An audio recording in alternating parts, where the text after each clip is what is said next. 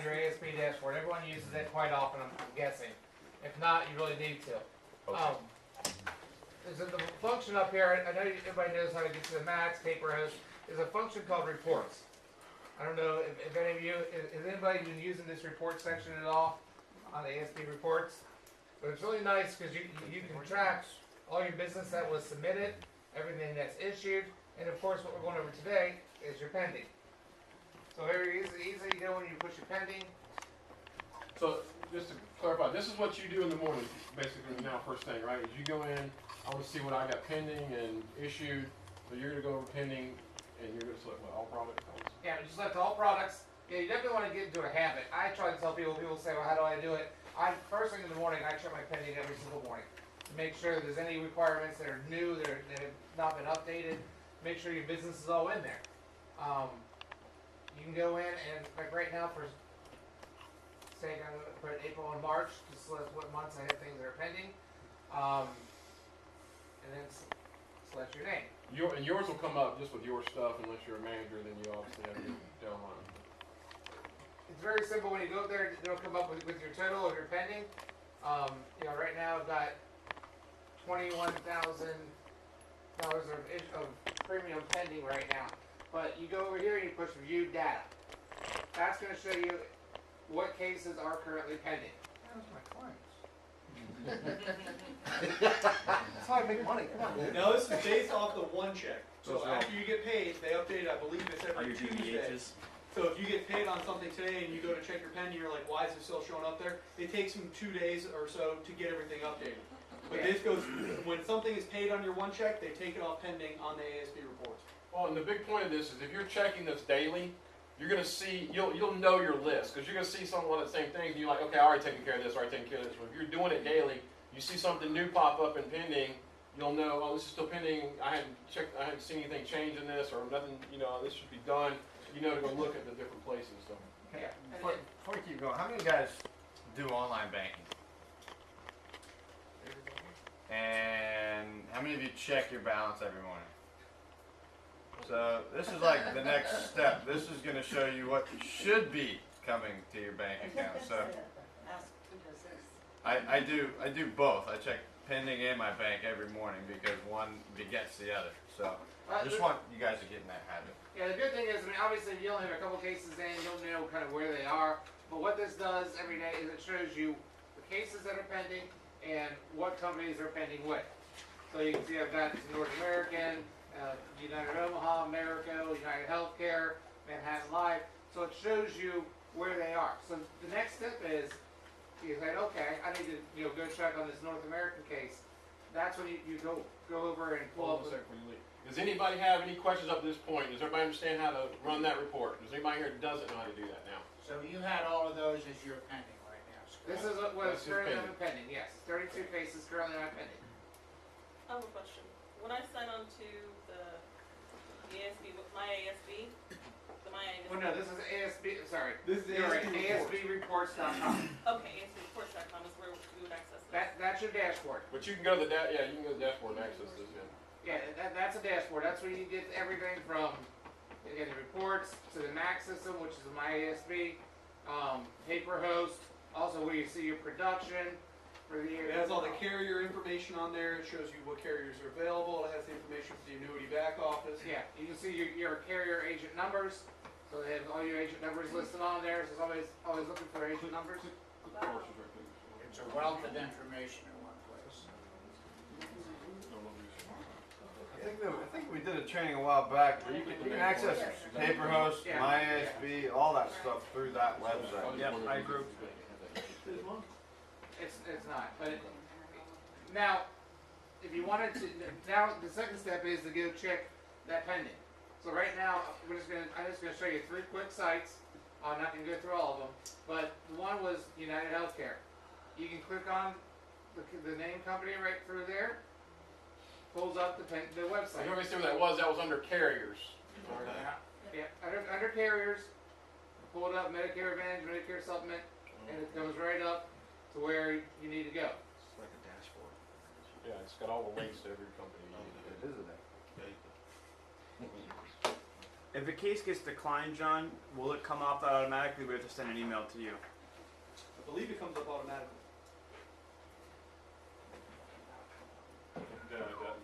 No, it doesn't, no. I have a, If you get notice that it's declined, you need to go into your Mac system and mark it as declined, and it will, because they are feeding this off of the Macs and one check. The one check is what shows issued.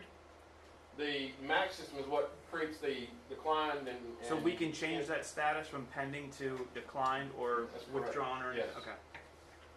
how does it work if you got charged back and they resubmitted and the client paid the bill and they? That will fix itself because they do that through, it's called GBS, which is the one check. So whenever they receive any kind of money or anything from a company in that report saying you got, they go in and it automatically changes the status in your reports. The chargeback is not going to show up as pending. No. It will if you resubmit it as a new application, but not, it'll just show back, it'll just take it off of the canceled status and put it back into enforce. Okay, so again, we're just gonna do 3 quick sites. This is United Health Producers. I know everybody knows exactly where this is because that's where you do your training for United Healthcare Care Improvement. Right when you go in here, you can go to your applications and enrollments. It's gonna pull up your applications and enrollments, all the last 5 or 10 that you've done, and which ones are already enrolled. If there's something that is needing, once it says enrolled, it means it's good. If it's something else I was saying is pending, then you can click on its status and see why it's pending. There's 2 of them here that were canceled because it was this one that was the wrong one, but you can see how this stuff works. So that's where you would check your pending, and if anything else comes up on it, you need to see what actually happened. This one had a problem, we had to call in and get it updated. But it'll give you all the notes on there from United Healthcare. Some people were asking the other day how you get to the e-app. Electronic enrollment is where you get to the e-app, which is the lien for Medicare Advantage and the Smart Enroll for Medicare Supplement. So again, it's all right there in one spot. It makes it nice and easy. Anybody have any questions on the United Healthcare page? No? Okay. One of the other ones you saw a lot of mine, well, was North American. I can't say it says North American, so hopefully it did. Oh. Time Warner. Once you go to ASB, you know, so you just click on it. Okay, You can do it right from the ASB. let's close that. I know, my bad. Show them that way. Alright, so we know North American's a life insurance company. So we go to life, and what's the North American? Click right on it. Comes right up. Oh, shoot. It's into there.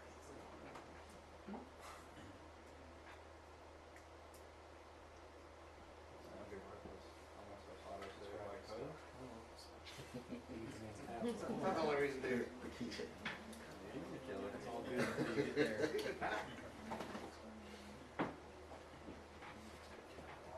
I did write it down, but Eric's a little bit. Alright, so if you go to North American, again, to show you the one place, if you wanted to get the e-app, everybody's loving the North American e-app, you can go right to their site and put submit an e-app, and it'll come right up. But for their pending, you go to My Business, Pending Business. You see the dashboard? You have 22 pending Yeah. apps. Snapshot? over there? Yeah, Yeah, yeah, you can. Go back and show them that. That's when you see that. go back what? What do you want to see? Right there. Scroll the screen up. Right there. See over there. In the big Pending green. class right there. Got 22 cases pending for 34,600. Yeah. A lot of pending business. So We again, should use somebody else's for example. you come down to the pending. Right now, I don't want to put all records. I just want to put what's pending. So put pending all. It's going to automatically put the last 6 months. You just put search, and then your pending business comes up. So here's everything that's pending right now. This is North American. This is very important because they take about 3 days or so sometimes to get an email over to you. So if you're waiting for an email to come to see what's pending, that's going to be a much slower way. It's going to hold your case up. Yep. It's going to make it a little much slower. But you can see by the date. So if you're checking your pending every day, anything that doesn't have yesterday's date, obviously is not something I've already checked. So like right here, John Blake, it said 4/7. All you do is click on the name, for those of you who haven't done North American, all the notes are over here. Pretty much they're looking at, you know, all the things that have been following up with the doctor's offices, which take a little bit of time. They got everything in. This was just approved standard non-tobacco yesterday. It tells you the reason why it was standard non-tobacco, because high A1C levels. It was obviously pre-diabetic, which is why it got standard instead of preferred. But it's pretty simple to check it. Anything that's new, it'll go right in, and again, it has the dates. It'll tell you what you need. Right here, I was missing questions 1 through 4 on the app. This had to be on the paper app because he was under 18. But again, now I can go and get that right to them and get this updated. So how do we do that? I was just gonna Yeah. Can I scan it through the portal, or do I have to go to the fax machine? No, you have to go to fax. This one, because it was not an e-app, I was missing something. I actually scanned it to myself. Then I'll have to email it to John to send to North American. Whenever I do that, I'll send it to John saying regarding Okay. that client's name and the policy number, which is right there. So put all that in the subject line, I forward it over to North They don't American. have a click link in here where you just click and email the underwriter on this North American? No, you're Agent not allowed to North go through American's the underwriter. You have to go to John. Yeah. Okay. Can't talk. Everything has to go through John. You're not allowed to talk. They can They talk will to not us, we talk can't to talk That's to just for them. North American, right? I mean, They got Scott, you want to have them look at issued as well, because there's a lot of things that show up as issued that won't be on this list, so they're not going to be getting paid on. and Matt Schaefer said that they will respond to emails. He said he emails them all the time, they just won't talk to you. Right. Yeah. What were you saying, Matt? It's really important too. He clicked on pending. Don't just click on pending, because a lot of things that get issued still may need specific things like, is it okay to draft? And you're never going to see it on here because it's going to be on your issued side. You want to wait for the ending result is going to be placed. Once it says placed, it's completely done. But you'll have apps on there that are showing issued, and you're wondering what's going on. You click on it, and Yeah, you're just waiting to if draft. Like Matt was saying, if you put display all records, it's going to show everything for the last 6 months has been placed, issued, pending, even withdrawn or declined. How come you have so many that are issued approved that aren't placed? Getting these two need to be faxed over this morning. It's ones I just saw this week. Also, can I add to that as well? Yeah. What I experienced. If you put a draft date on the application, say if I put the draft date of April 15th, but that policy doesn't get approved till May, they'll send you an email saying, can we double draft the client? So they'll try to draft for April and May. So make sure that either you confirm that with the client, or you say, no, I don't want a double draft, and can you reissue for the following month? And they'll do that. Because if you don't, they'll double draft for 2 months. This client's Yeah, irate. upset. Yeah. That's a good thing. This is a good example of one. I just delivered it yesterday. I just delivered this one.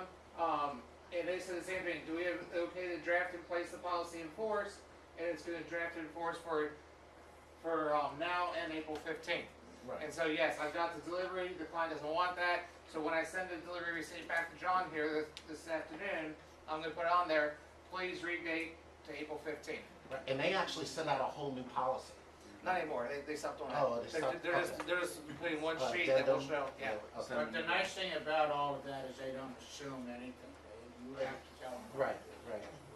Has to be, yeah, it's But instructional. the big thing is if you don't tell them, they'll just sit there and sit there and sit there, and you never get paid on it. Right. So this is why we sat down with several agents that wasn't doing any of this stuff and has a whole bunch of pending business that's not come through the hopper yet. And this is what we found out why is people are not checking their pending business. I mean, this is like somebody, when you walk out, somebody writes you a check and you stick it in your pocket and do nothing with it. That's what happens when, I mean, you work hard to get in that house to write the business for it just to sit in your pocket without getting paid. Right? So this is just as important as writing the business. In my opinion, even more important because this is how you get actually paid. So this is why we're wanting to take the time and make sure everyone understands exactly how, I mean, if you got something pending, you need to have looked up the status of it and know what's going on with it, is the point we're trying to make. And North America's got 3 main statuses you really need to know about. You got pending, issued, and placed. You don't get paid until it gets placed. Placed means it's in force, good to go. Issued means they're sending a policy or has sent a policy to you, but it still hasn't, something else is outstanding to get placed. And then pending, of course, you've got outstanding items where they haven't been approved yet. So those are the biggest things besides decline, but you know what decline means.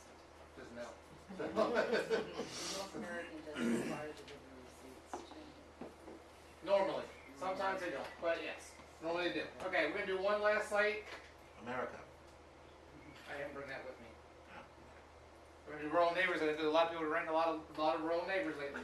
I didn't know they had pending business. Keep that to yourself, please. Keep going. Don't say stuff like that. That's a compliment to them. It's usually like, oh, they already got it, I'm paid on, it's done. I had a split with John, I wrote it in the afternoon, emailed John that night on the split, it was too late. Matt and I did that in the afternoon. 2 hours later, it was too late.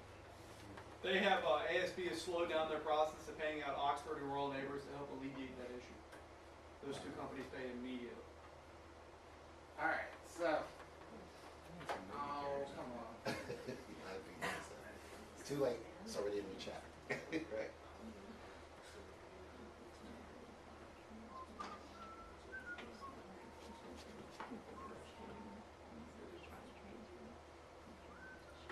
If you have an issue on an app, Scott, they'll email you. Okay, so rural neighbors, in order to get to their pending, it's in a little weird, little strange spot. But you go to their reports.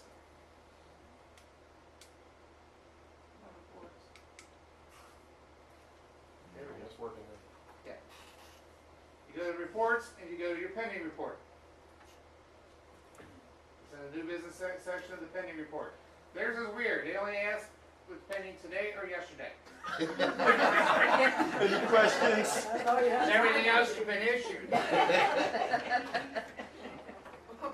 guess so. I guess I like this company, they clear their crap out. If you want to get paid. If you're a manager, it'll tell you how many pages. This is page 104. In order to see what is missing, you gotta click on the person's name. This one is obviously Mr. and Mrs. Dennis. It shows what they're working on. It says they're needing some additional information. This was one that was one of Rhonda's. I've already gone to Rhonda this morning and said, did you get the information they're looking for? So again, it tells you if it's pending, what it's pending for. Again, it's just in a little bit of a different area. But it is a pretty nice little site once you figure out where to go with it. And you go up here to go to the next page. And it shows, VJ's got a few of them. Again, it's going to show Matt Schaefer's. Obviously, the same client, so he wrote it with somebody with Rhonda. But it's a nice little site to go to find where your pending is. Theirs, I also like their site because I can't get it back when there it is. Because it shows you what your placement ratio is too. So you can see what your placement ratio, your decline ratio. They do all your different ratios on the front of their page too. So it's pretty cool. But it's a pretty nice little site. So you're not familiar with these sites. Normally when you get your writing number, I try to tell new agents, if you get your writing number, you get an email, click on the link to go to that site and familiarize yourself with their websites and the pending business. You want to find out two things. Where is the pending at? Where are the reports? And where is it I can see what got paid for? That's kind of what you want to find out on these individual sites. And a lot of these sites have things like here called potential lapses. And it'll show you there's some policies in a grace period or here with return premiums. So again, you can look up and see if there's somebody that's getting ready to lose their coverage before you get charged back, which is really nice too. So you spend a little bit of time. America's got the same thing. It'll show you ones that have recently lapsed or getting ready to lapse. And for me, I spend some time trying to get those things before they lapse, before you get charged back. Once you get charged back, you just go back out and rewriting and get another trip out there. So. Can you click on convention credits? They have their own trip. Yeah, they do. You do $75,000 in production. And does it monitor it every, does it update? Yes, it'll say convention credits there. Yeah. And there's different, it's not total $75,000, but you get so much for different kinds of life. And Cool, everything. okay. As you can see, I don't do a lot of real neighbors, even though I wrote one yesterday. You have 0 convention credit. I have 0 convention credits. So the takeaway from this, I'm sorry, go ahead, you got a question? No, I don't have a question. I have one very positive thing about Royal Neighbors that I discovered this week. They pay fabulously well for single premium whole life. Yes, they do. Yes, they do. They pay, they're one of the highest payees on very much all their stuff. So if you run across somebody who's got 15 grand in a CD or something for their burial, switch it over to here, you double their money and they get paid over $1,000. Everyone knows to do the phone app with them, right? I would imagine everyone does, but that's like the best way to do it. So the quick takeaway is this: if you don't have this, get this. You need to basically have some kind of sheet or something that has all the companies that you write business with, where you know your username and password for that. If you don't know that, go, email the company or whatever, call the company and say, I don't know what my username and password is. Have that sheet, and then once you have that, familiarize yourself with each site to where you know how to go to those sites. And then the third thing is to know how to go to ASB reports to know what stuff you need to go check on. Or you don't have a gut feeling of knowing. So any questions on any of that? Does everybody feel comfortable with pending now? Is there a certain site that somebody doesn't know about and wants me to pull up real quick to help them show them where it is? Well, you showed them where all the links are. I did. Kind of self-explanatory. I'll jump in there too, guys. I mean, as you can tell, every company's sites can be a little bit different. Some of them are a little bit more apparent than others. So, go in there, get familiar with it. I mean, it really doesn't take a ton of time to check pending, but it's something that is vitally important to the success of your practice. So, you should be able to pop in. If you guys are like me, you don't want to remember passwords, so everything's auto-saved. So, I mean, literally it's click, click, click, click, click, click, boom, boom, boom, and then I've got a list of stuff, and then I'm on to the next one. So make it easy on yourselves, but something that should be done every day, for sure. Anything else? Nope. Questions, comments, issues, problems? Put the light back on. We're good. Give us some money. Let's give away some money. Get out of here. All right. So first, we have modified the program a little bit. Patrice has handouts for everybody. You have them? We modified